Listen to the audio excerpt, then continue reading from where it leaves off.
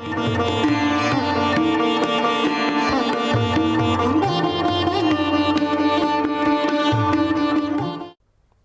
का वैज्ञानिक स्वरूप। हम इस सीरीज में ये जानते आए हैं कि धर्म का वैज्ञानिक स्वरूप क्या है।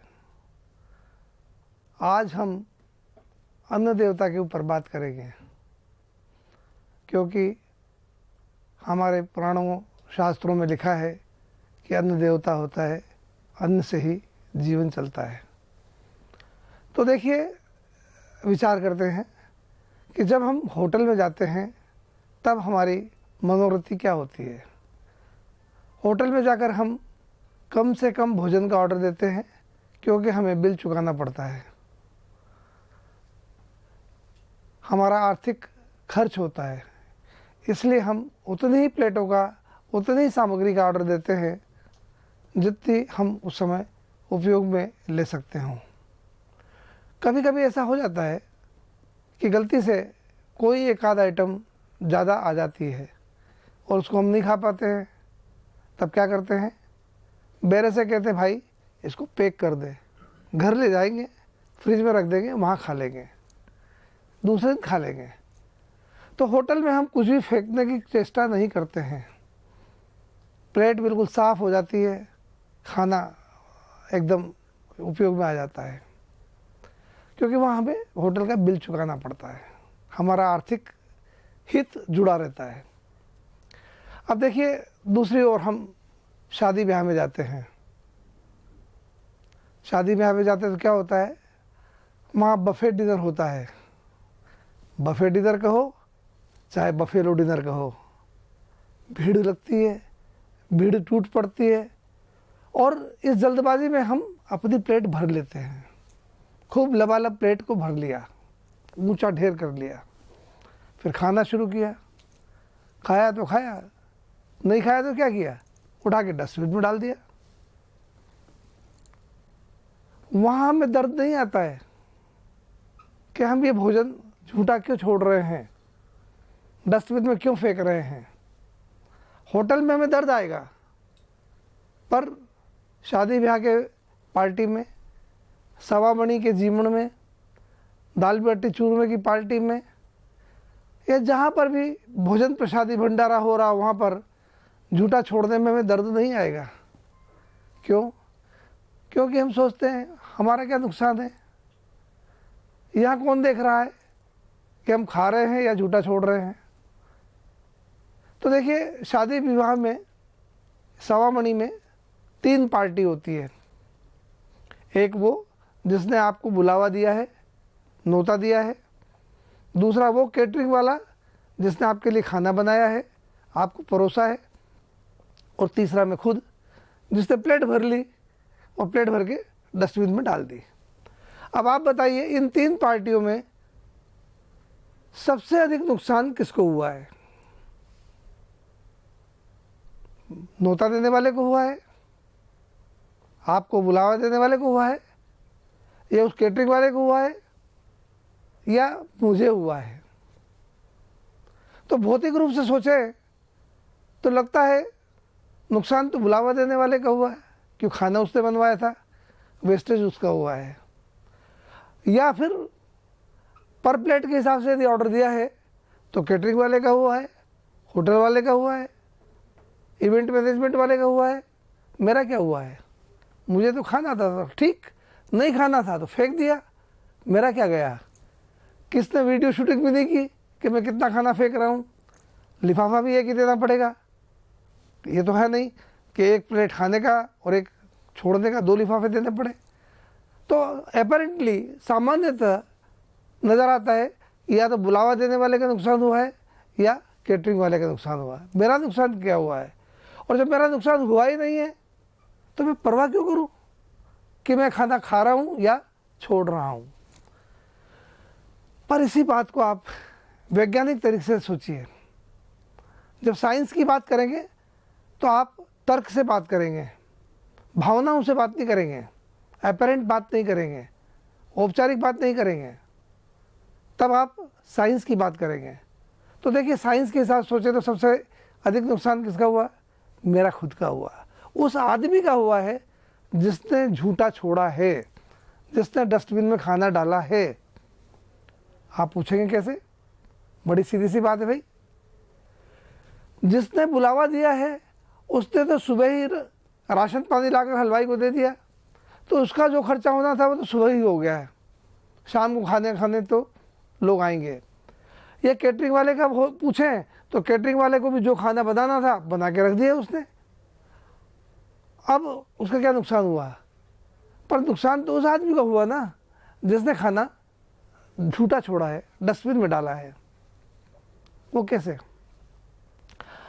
आप सभी मानते हैं कि जब भगवान किसी को जन्म देता है तो जन्म देने के साथ ही उसका एक कोटा फिक्स कर देता है, उसका एक भाग्य लिख देता है कि तेरे भाग्य में कितना अनाज लिखा है, तेरे भाग्य में कितना भोजन लिखा है। और भगवान हमेशा पेट भरने के लिए भाग्य में कोटा देता है, झूठा छोड़ने का कोई कोटा नहीं मिलता है कि इतना तो तुम खाना और इतना तुम झूठा छोड़ देना। तो हम जितना भी झूठा छोड़ रहे हैं वो अन्न हमारे कोटे से कम होता जा रहा है। जैसे ही हमने हमारी प्लेट में भोजन ले लिया, मतलब हमने अपना खाना अपने हाथ में ले लिया, अपना कोटा कम कर लिया। अब प्लेट में आने के बाद वो भोजन हमारे पेट में जाए या डस्टबिन में जाए, हमारा कोटा तो कम हो गया। तो जितना अधिक अन्न हम झूठा छोड़ेंगे उतना तेजी से हमारा भोजन का कोटा कम होता चला जाएगा। बैंक में जो जो पैसे जमा कर रखे हैं, जो धन हमने जमा कर रखा है, उसका कितना बैलेंस है, यह तो हम बैंक का स्टेटमेंट लेकर के पता लगा सकते हैं कि बैंक में हमारा कितना रुपया बाकी है। पर इस भाग्य में लिखा हुआ भोजन कितना बाकी है हमें क्या पता? अब बचपन में हमने झूठा छोड़ा, जवानी में हमने झूठा छोड़ा और बुढ़ापा आते आते कोटा ख़त्म हो गया। जब कोटा ख़त्म हो गया तो अन्न नहीं मिलेगा, रोटी नहीं मिलेगी। भले ही आपकी तिजोरी भरी हुई हो, भले ही आपके बैंक अकाउंट में खूब पैसा हो, भले ही आपके घर में खूब धन धान्य हो, पर कोटा नहीं है तो रोटी नहीं मिलेगी। जैसे कई लोगों को डायबिटीज़ हो जाती है, इसका क्या मतलब है? उन्होंने अपना शक्कर का कोटा ख़त्म कर लिया, इसलिए अब वो मीठा नहीं खा सकते हैं। कई लोग लखपति, करोड़पति, अरबपति होते हुए भी रूखी रोटी खाते हैं, रोटी को चुपड़ करके नहीं खा सकते हैं, डॉक्टर मना करता है। इसका मतलब क्या है कि उनका घी का कोटा ख़त्म हो गया है, और जब घी का कोटा ख़त्म हो गया है तो घी खाना बंद हो गया है।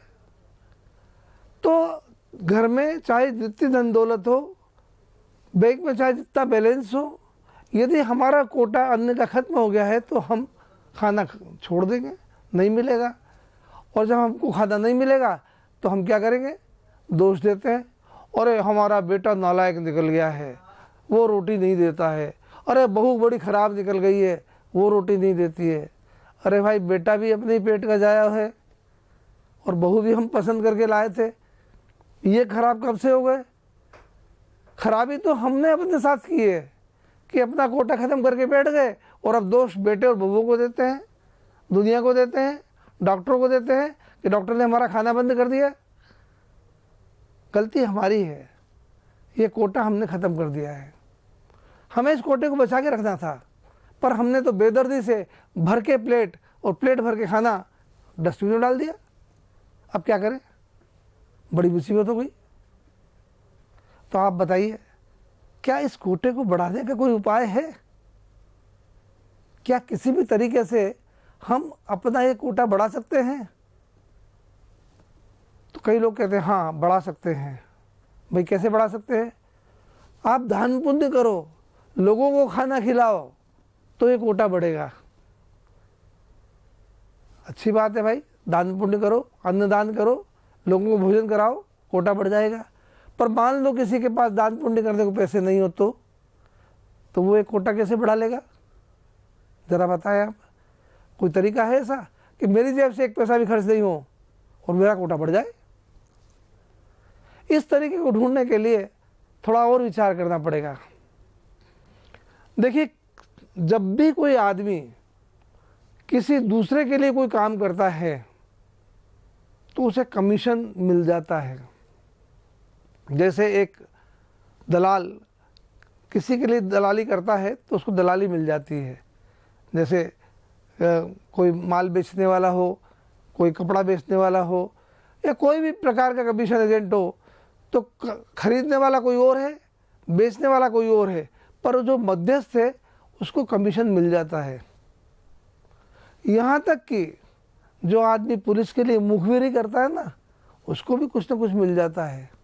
इन्फॉर्मर को भी पुलिस वाले देते हैं, 2-4-5% देते हैं, जिससे कि उनको सूचना मिलती रहे।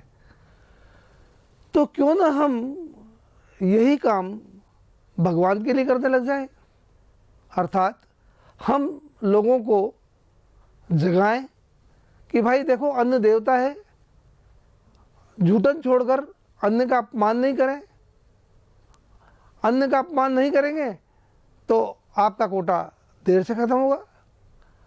तो अगर आपके इस सद प्रयत्न से, आपकी इन कोशिशों से अगर आप इस अभियान में जुड़ जाते हैं कि हमें लोगों को समझाना है कि अन्न देवता है, अन्न का अपमान नहीं होना चाहिए, अन्न को झूठा नहीं छोड़ना चाहिए, और यदि आपकी इस कोशिश से मान लीजिए 100 किलो अनाज भी बच गया, तो जो 100 किलो अनाज बचता है भगवान का, उसका कुछ परसेंटेज तो आपके कोटे में लिख दिया जाएगा, उसका कुछ परसेंट तो आपको मिल ही जाएगा। तो बिना कोई खर्च किए आप अपने अन्न का कोटा बढ़ा सकते हैं। लोगों को समझाएं, लोगों को सुझाव दें। जो लोग झूठा नहीं छोड़ते हैं वो धन्यवाद के पात्र हैं, बधाई के पात्र हैं कि वो झूठा नहीं छोड़ते हैं। पर अब समय आ गया है कि अब लोगों को समझाएं कि अन्न को झूठा नहीं छोड़ना चाहिए। अन्न को झूठा छोड़ने से अन्न का अपमान होता है, हमारा कोटा खत्म होता है। और जब किसी व्यक्ति को यह बात समझ में आ जाती है, साइंटिफिकली समझ में आ जाती है कि मेरा कोटा खत्म हो जाएगा, फिर वो झूठा नहीं छोड़ेगा। क्योंकि ये बात उसने कहाँ सीखी? अपने लेवल पर, अपने अनुभव के लेवल पर, कि अन्न झूठा छोड़ने से मेरा कोटा खत्म हो जाएगा, और मेरा कोटा खत्म हो जाएगा तो मुझे अन्न नहीं मिलेगा। चाहे जेब में कितने रुपए रखे हों, चाहे बैंक में कितना ही बैलेंस हो, चाहे घर में कितना ही धन का भंडार हो, पर मुझे नहीं मिलेगा। तो जब उसे यह लगन लग जाएगी कि मुझे मेरा कोटा बढ़ाना है, तो वो क्या करेगा? और लोगों को समझाएगा कि आप अन्न को झूठन में मत छोड़ो, भोजन झूठा मत छोड़ो। यहाँ मैं माता और बहनों को भी कहना चाहूँगा कि वो परोसगारी करते समय और डाल देती है, और वो जो बेचारा भोजन करने वाला है नहीं खा पाता है, तो उसे मजबूरी में आकर के अन्न को झूठा छोड़ना पड़ता है। तो जो आदमी परोसगारी करता है उसका भी कर्तव्य बनता है कि वो अन्न को झूठा नहीं छोड़े और अधिक उसकी थाली में नहीं डाले। जितना उसकी आवश्यकता हो उतना ही अन्न उसकी थाली में डाले। ज़्यादा अन्न डालने से क्या होगा? मजबूरी में झूठा छोड़ना पड़ेगा। तो इसलिए परोसगारी करते हुए आपको सावधान रहना चाहिए कि आप इतना अधिक परोस नहीं दें कि उसको मजबूरी में आकर के झूठा छोड़ना पड़े। और एक और उपाय, आपने देखा होगा जो इनविटेशन कार्ड आते हैं शादी ब्याह के, उन पर RSVP लिखा हुआ होता है। RSVP का मतलब क्या है? पढ़ते तो हर बार हैं, कई बार हिंदी में लिख देते हैं उत्तरापेक्षी, कि इस इनविटेशन का आप उत्तर किसको देंगे। तो RSVP का वैसे तो फ्रेंच वर्ड है, इसका फ्रेंच भाषा में अपना अर्थ है, पर साधारण अंग्रेजी में हम क्या अर्थ लगा सकते हैं? रिप्लाई सून वाया पोस्ट, RSVP, रिप्लाई सून वाया पोस्ट। क्योंकि अंग्रेज़ों के ज़माने में आज से 100 साल पहले, 200 साल पहले, उस समय मोबाइल तो होते नहीं थे, तो उस समय डाक व्यवस्था होती थी। और डाक में क्या था? पोस्ट कार्ड बड़ा आसान था, सबसे सस्ता माध्यम था।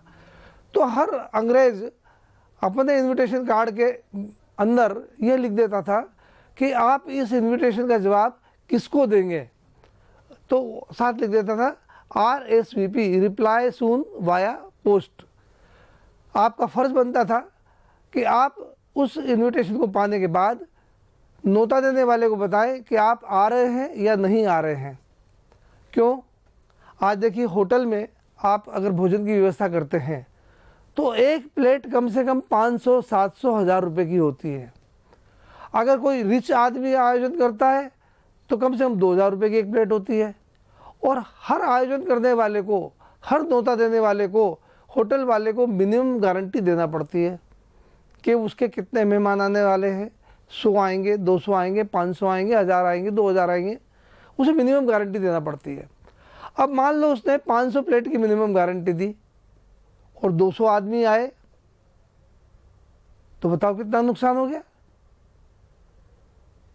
500 प्लेट की गारंटी दी और एक प्लेट 1000 रुपये की है और मान लो 400 आदमी आए तो 100 प्लेट उसकी बेकार चले गई। अब 100 प्लेट की कीमत कितनी हो गई? 1 लाख रुपया। तो उस भले आदमी का तो 1 लाख रुपये का नुकसान हो गया। इसलिए वो क्या कोशिश करता है कि हर आने वाले मेहमान से पूछता है, भाई आ रहे हो ना, पक्का आ रहे हो ना, अवश्य आओगे ना, नहीं तो मेरी प्लेटों का नुकसान हो जाएगा।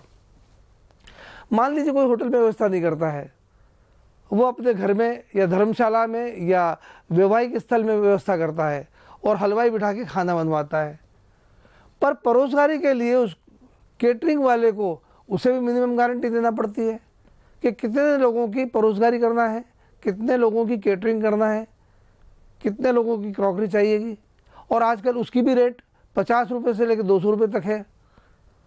अब अगर मान लीजिए 50 रुपये से 200 रुपये तक प्रति प्लेट की केटरिंग की व्यवस्था है और अगर 100 आदमी भी नहीं आए तो सीधे 10-20 हज़ार रुपये का नुकसान हो जाएगा। तो उस आदमी का नुकसान हो जाता है। इसलिए यदि हमें कोई आदमी न्योता दे तो हमारी ये जिम्मेदारी है कि हम उसको इन्फॉर्म करें कि हम आ रहे हैं या नहीं आ रहे हैं, और यदि आ रहे हैं तो कितने लोग आ रहे हैं, नहीं आ रहे हैं तो कितने लोग नहीं आ रहे हैं, जिससे सामने वाले को सूचना मिल जाए। और आजकल तो मोबाइल का ज़माना है, व्हाट्सएप का ज़माना है, आप तुरंत व्हाट्सएप से या मोबाइल से सूचना दे सकते हैं कि आप आ रहे हैं या नहीं आ रहे हैं।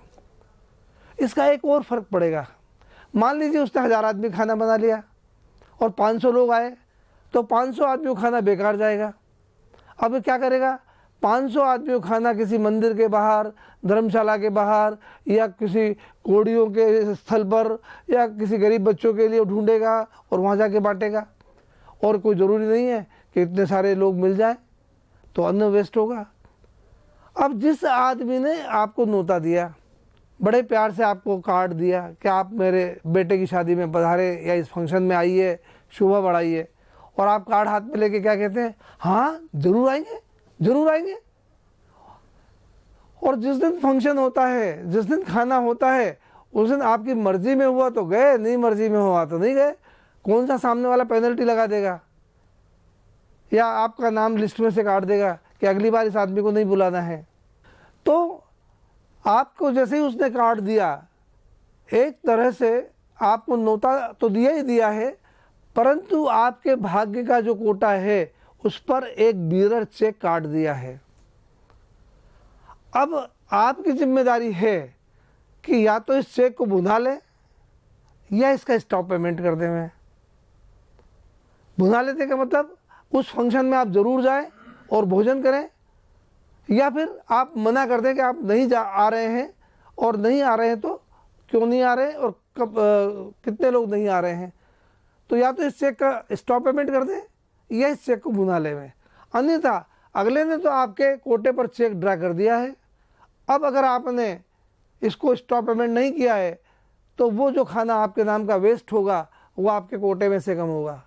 आज हमें भी अपने देश को सुखी बनाने के लिए अन्न की कदर करना है, अन्न को बचा करके रखना है, झूठा नहीं छोड़ना है, अन्न को देवता समझकर उसका आदर करना है। और ऐसा करेंगे तो आप खूब फलेंगे फूलेंगे, खूब उन्नति होगी, आपकी भी उन्नति होगी, देश की भी उन्नति होगी। आप सबका मंगल हो, आप सबका कल्याण हो, आप सबकी स्वस्थ मुक्ति हो। इन्हीं सद्भावनाओं के साथ, मंगल कामनाओं के साथ मैं आपको फिर से नमस्कार करता हूँ। नमस्कार।